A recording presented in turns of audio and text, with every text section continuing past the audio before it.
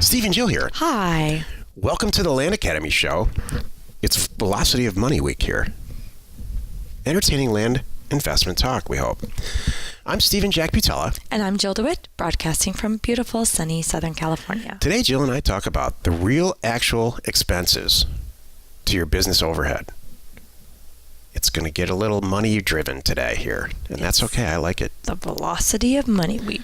Jill's got something else Welcome probably. to Land Jill's Academy. all set up to do her regular job during this whole show. I'm just going to sit here and talk. What do you mean?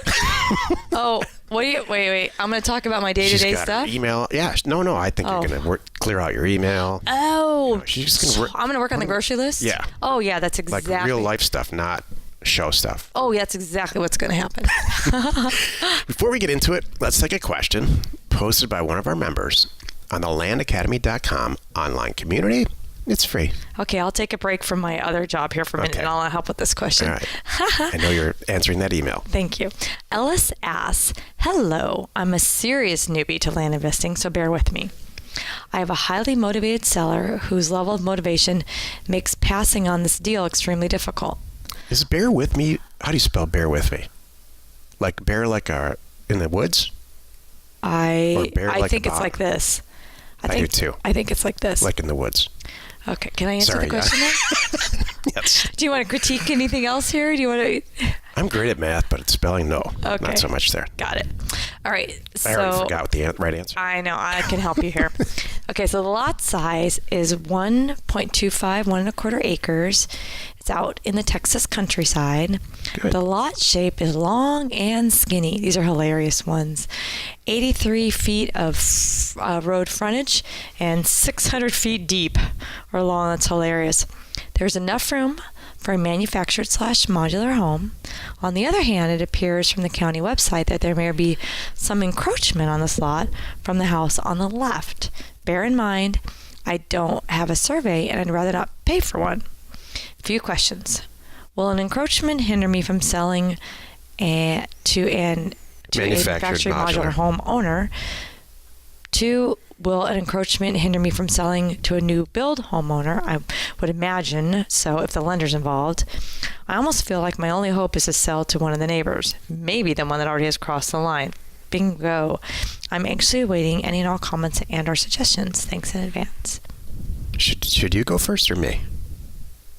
You go first. Ellis, why are you looking into this property this closely?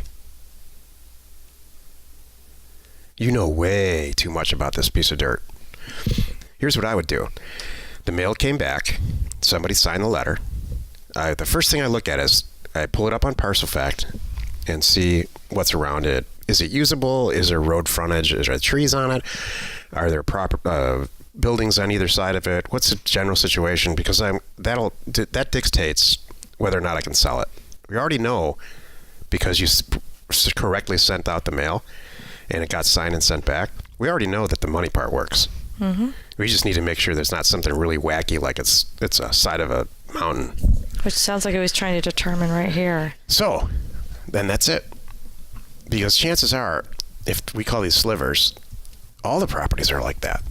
Right? In that area? Yeah. Mm-hmm. Or if it's really strange, it's completely not in a subdivision, it's an anomaly, and it's weird, then you don't want to buy it. That's true, too. But encroachments, here's the thing about encroachments. You're probably getting that information by looking at the satellite outline in some version of Google Earth, and they don't line up perfectly. Right. So I don't believe that there's an encroachment, first of all. Second of all, if there is, it's probably going to help you. Exactly. So, like, look on ParcelFact for the real stuff. and if this is your first deal, you have any question about whether or not you're going to make money on it, then don't do it. Pass it off to somebody else and take 50%. Because the first deal that you do, you want to be running to the bank, in your bathrobe. It's such a good deal. The last thing you want to do is walk into a casino for the very first time, pull the handle. Find a chip on the floor. Pull the handle and win. Right. So on this, May I Yeah, absolutely. tag in here? Okay, so here's what I hear you saying. The first part of it, you're doing everything right. You're doing your due diligence. You looked it up. You're making sure it's great. Passes your test. Hey, there's a road. That's great. It has road frontage. I love it. The shape's kind of funky. Who really cares? The guy's motivated. That's great. Is your price still that good? If so, that's great. And is it not a lot of money that it's, if something goes wrong, I mean, you know that. Going into it. You probably know who your seller's going to be. Where you're spending too much time is trying to figure out, should I get a survey? No. Should I be thinking about what they can build on it? Should I be talking to the county, zoning, and making sure there's enough room for this stuff? Because that's what I hear where you're going with that. And I think that's what Steven's trying to say, is where you're spending too much time. If there's a property that's developed right next to it, it sounds like there is. Mm-hmm. Then you can build on it, unless it's got some severe grading issues. But Right. Texas doesn't. Texas is flat in general. Exactly. And 1.25 acres is a nice size. And 83 feet isn't bad at all. I love it. I think it's great. Someone could put a nice home on there and have a heck of a backyard or a heck of a front yard. The property that Jill and I live on is less than 20 feet wide. Oh, it's hilarious. Is it really that narrow? Yeah. Is it really that narrow? Yep. Wow, it's hilarious. So funny. So, 83 feet, I don't know, Texas, everything's bigger, I guess, but 83 by 600 is fantastic agricultural property. Yeah. I mean, Canada's packed with properties like this because they're really good for plowing and all that. And Ellis, but you know what? Let me back up here. The whole thing is here. Ellis is doing the exact right thing. 3 seconds. He's doing the right thing. He's like, I'm new. Here's the deal. I want to make sure I do this one right. And he's reaching out to the community. Awesome. I'm sure everybody else is weighing in like we are here. Awesome. And you're going to get better and better. And you'll learn real quickly what to spend your time on, what not to spend your time on. And that's why we're here. Here's what happens every day in our business. I get a list of property that comes in, and the whole staff, nobody moves on an acquisition without me personally approving it, including Joe. And if I saw this, looked it up on Parcel Fact, I would say, buy, next. That's as much research as I would do on this. Wait, there's a property next to it, and it's got a house or a mobile on it, and it's we're going to buy 125 acres. You probably pay about $1,000 for or less. Buy, B-U-Y, next. Mm-hmm. And Jill's right. Thank you. I'm being a little hard on him. Thank you. Today's topic, the real expense, the actual expense in operating your land business, whether it's fixed or variable costs, or lots of different ways you can say business overhead. Everybody seems to know what overhead is, but it's fixed or variable cost analysis that we're going to do here. This is the meat of the show. This is fun. Every single company, from Boeing to Microsoft to your little land company that you're about to start or that you have, has an income statement and a balance sheet. And it has exactly 2 types of expenses. Fixed costs, stuff like rent that you pay, even if the company doesn't make a dollar. You don't sell a thing. You got to pay rent. Or do you? And then there's variable costs, fixed costs and variable costs. Variable costs are things that are associated with sales. Like if you're a McDonald's franchise or a Domino's franchise, that's the dough in the pizza. You don't have to buy any dough unless you're actually going to sell some pizza. Mm-hmm. But you do have to pay rent, and you had to pay for that sign that's outside. So you want the smallest amount of fixed costs in general, as a general accounting rule, and the largest amount of variable costs. Well, guess what? It's not an accident that we're in this business. Mm-hmm. I didn't choose this without really taking a look at fixed and variable cost analysis. Every single cost that's associated with real estate, land, and wholesaling, and house wholesaling is a variable cost. For you, it's data and mail. And you only do that when you're going to buy property. Mm-hmm. There's not rent because you're probably sitting next to, you've got a little desk set up in your kitchen or next to your bed, wherever your wife's not says or put it. Or you took over the dining room table. Maybe it's in your garage if you're lucky. Maybe you was. We're so far along that we have a separate house, and that's where my office is. Mm-hmm. We have a whole separate house because Jill's had it. We call it Jill's house and Steve's house. Front house, back house. And on a super good day, I don't have to sleep in my house. I get to sleep in Jill's house. How about power? Electricity? No, you don't have that. You're going to pay that anyway. It's your house, right? Exactly. How about people? No, it's just you. It's all set up that way. There's no real expense, business overhead expense, until you get bigger like us. Right. You can't do everything by yourself. Exactly. This is all set up by design. There's no company, no business that I know of where you can make an ROI of 100% next week with no fixed costs.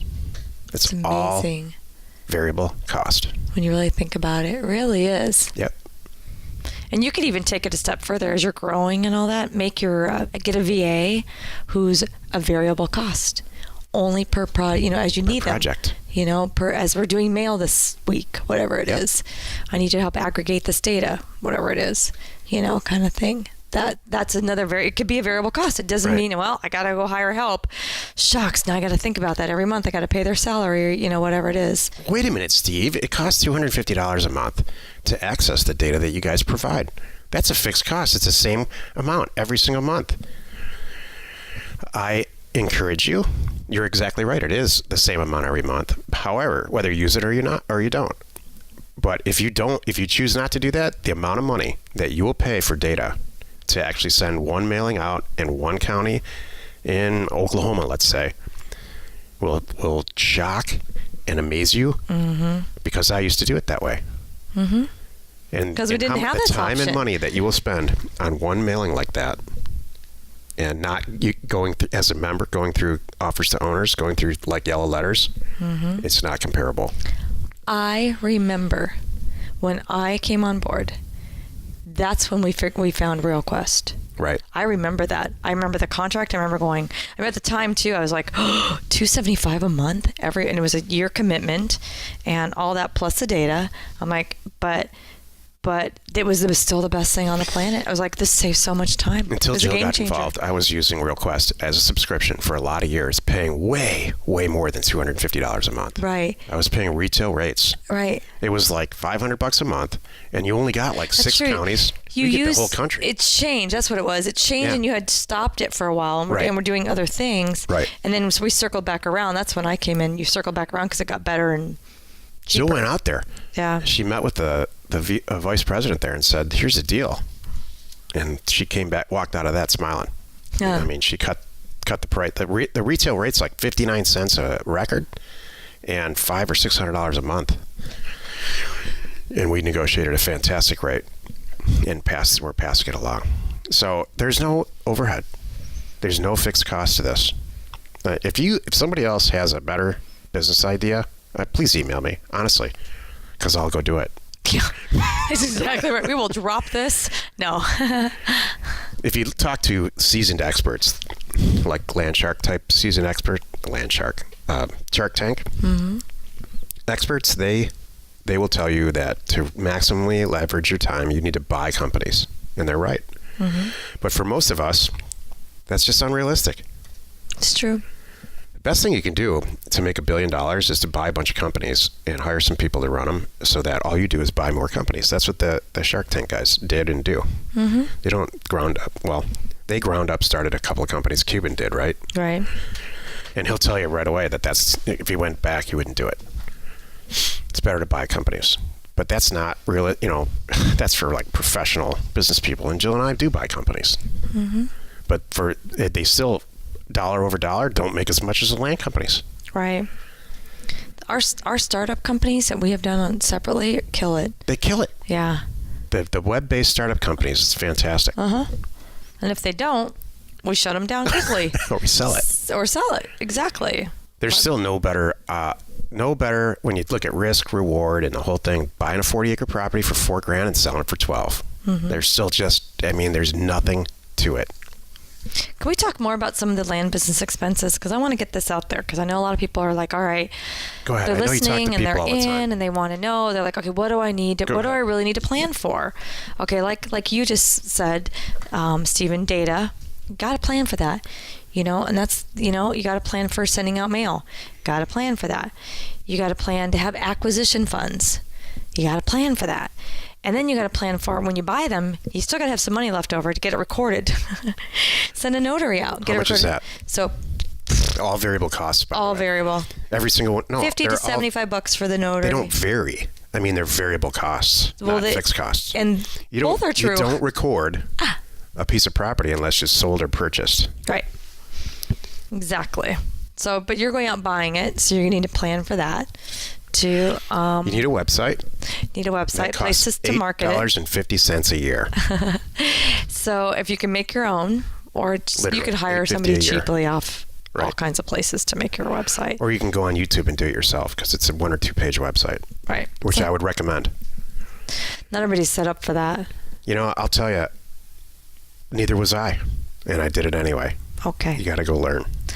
I understand, and I have as well. However, you talk to these people every day. I know it's not. So you know what, baby? I got to tell you honestly. I'm deferring to you. I love you. It's not the best use of people's time sometimes. Right. Let me tell you. If I'm an attorney right now, or like, come on, I'm talking to people. We have plenty of people in our group that make $200,000 a year. Okay, it's not worth their time to take the weekend off to learn to do a website. It's so much cheaper. It's to spend a couple $100 to have somebody make a website. All right, fair enough. Thank you. You're right. Thank you. So I didn't mean to shoot down your idea. No, you're right. I mean, I just think that the value is not the actual website itself. It's going on to YouTube and learning how to do stuff. I'd rather than watch the program and learn how to flip land. Because exactly. So that was my leading up to that point. Okay. You do have to learn.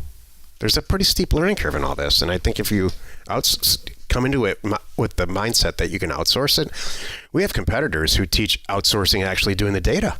That's insane. You got to do that yourself. You want to have your hand. Well, you know why, and I agree with you on that one, because you can't totally trust. There's some things you can let somebody else do. Like you can tell someone I want a website that does this, this, and this, and it comes back and like, I don't really like that color blue, but who cares? You know, whatever it is, we can work with this. Hey, you know what the name of our next show is? But the data part of it is too risky to leave to chance to trust that person's going to do exactly what you want. You really got to have your hands in that, and that's true. I love this topic. That's why tomorrow's show is called Land Business Expenses Line Item by Line. Oh. So we're just jumping in a little bit ahead, and that's okay. We're going to cut to the chase. Well, you've done it again. You spent another almost 20 minutes with us. Well, Jill jumped ahead, which is good. I did. It's a logical progression. I like it. I did. Join us tomorrow for another interesting episode where we discuss land business expenses, line item by line item. So you'll hear more about that. And we'll answer your questions posted on our free online community found off of landacademy.com. You are not alone in your real estate ambition. Yeah, Jill, you are on the front lines about this topic because I know that these people call you, potential members, and they call you and they ask you all this stuff. Like, what can I really expect? So yeah, they want to know. I mean this. I'm deferring to you completely. I used to have it. I know my team is putting our FAQ back on the website. It was taken off somehow, and they're refreshing it and putting it back on. And I think I had an FAQ on there. Why did we take that off? Somebody's grand idea. So anyway, somebody who's no longer with us. I don't know. Anyway, the point is, bringing it back. Because I think that was one of the questions was how much money do I really need to do this? And that was such a valuable question that I think you had answered originally, and then we kind of added more. They're not rewriting it, are they? Oh gosh, no. Okay, good. Oh, no. No, but they're taking out some old information and putting in new information, which happens. I have no idea what goes on in my own companies. Like, come on, a year ago we didn't have Parcel Fact. Right. There you go. Love it. Hey, share the fun by subscribing on iTunes or wherever you are listening. And while you're at it, rate us there, please. We are Steve and Jill. Information and inspiration to buy undervalued property.